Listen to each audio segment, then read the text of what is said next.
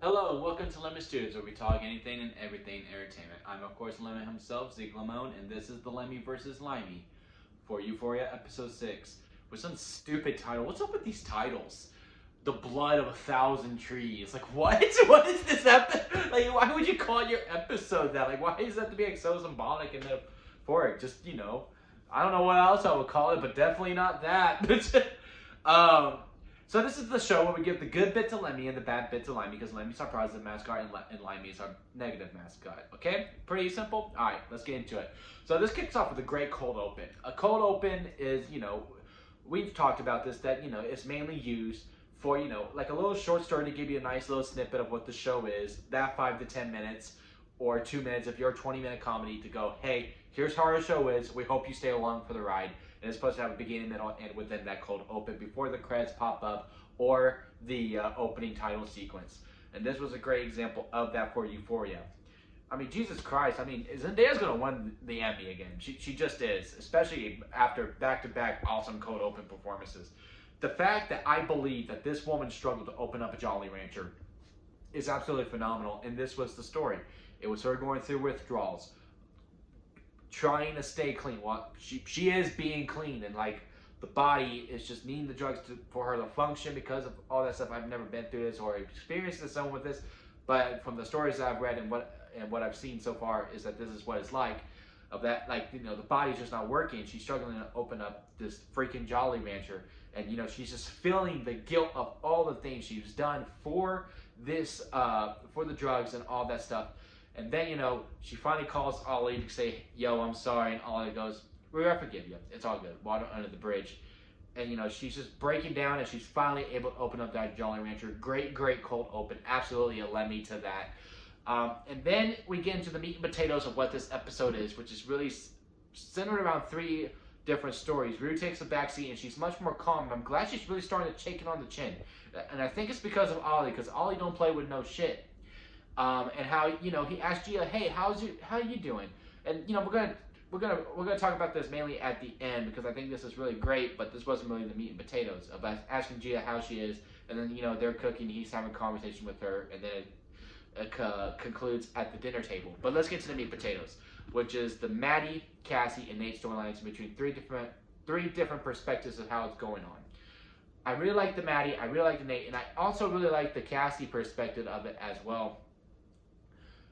But out of the two, I feel like Maddie and Nate's were the most, I don't know, healthy, I guess. Also, Kat. Okay, so before we get into the meat and potatoes, let's talk about Kat, right? Because, look, what's Kat's arc in this whole show? It is to find love within herself.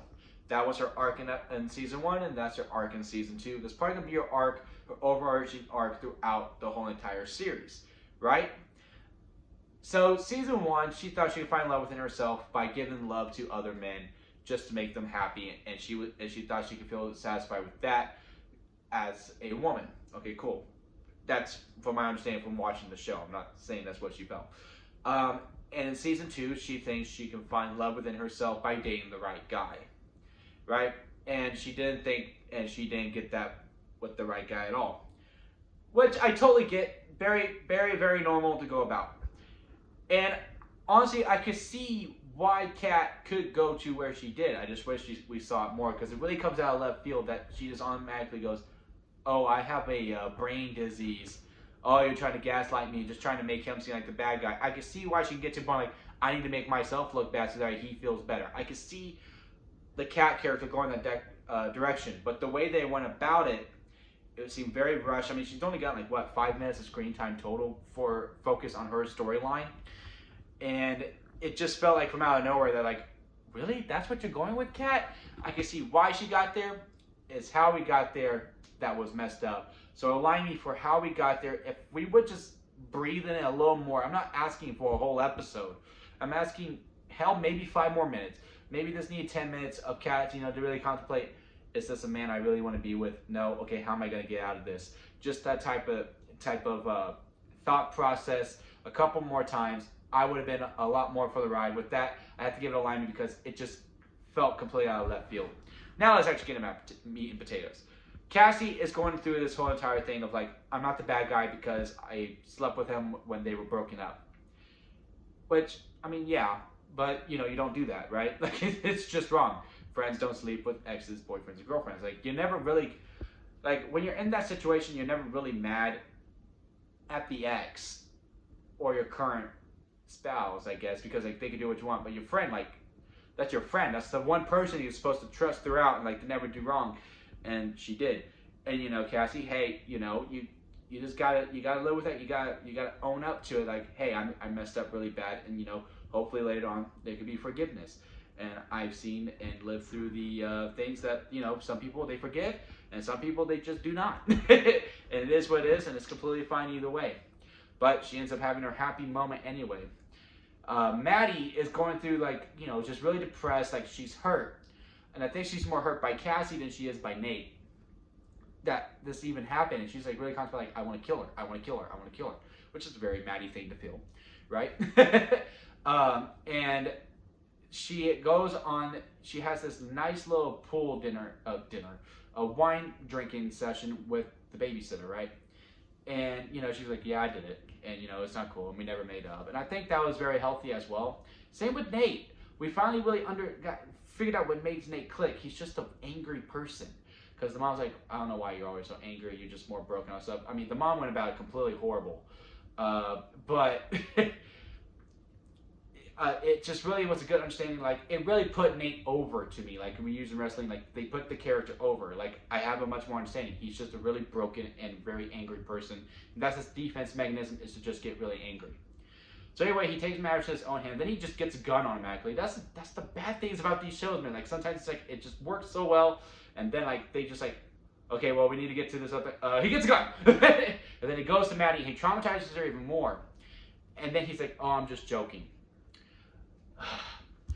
And it's just like, yeah, but like, I see that he's trying to be better, because then he gives it to Jules, even though it's going to ruin her. And, you know, I'm going to have a lot of thoughts when this show ends. And I believe it's 2 more weeks, right? And then it's just, you know, it's just everywhere. It was just like, okay, we're going to take our time with this. Okay, now we're going to rush with that. Now we're going to take our time with this, and now we're going to rush with that. Like, they're still rushing Kat. Nate getting to the gun was very rushed to me. Like, I don't know why he thought about getting a gun.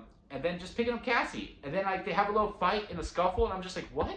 Shouldn't this be, like, before they get in the car or anything like that? Like, I guess, I don't know. Overall, I like the episode. I give a Limey to the Cassie things and the rushing things. So I got like 3 Limeys to 4 Lemmys overall. Overall, I feel like a Lemmy leaving the episode. Like, I felt good. It was a good episode. Just need better structure. I'm going to have a lot of thoughts when we get to this finale, man. After the finale, and when we actually break down the show. Because I think Sam, he's a good writer. He's great at writing characters. He just can't flesh it out through a show. I think he's much better for film than he is TV. But we'll get more into that when we get into the finale. But I mean, he is a hell of a better writer than me. I mean, he's actually writing a TV show on HBO Max while, you know, I'm just reviewing it on YouTube, right? So have you seen Euphoria episode 6? Comment below and let me know. What did y'all think about it? If you like this video, give it a like. And if you like me, hey, hit that subscribe button. Sorry for getting this video out late. The Super Bowl was yesterday, and I had a few Kool-Aids, so I wasn't going to be able to function to make this video. Alright? Okay, cool. But we'll be back to our normal schedule next week, because now there is no more football. And I will see y'all here next time at Lemmy Studios.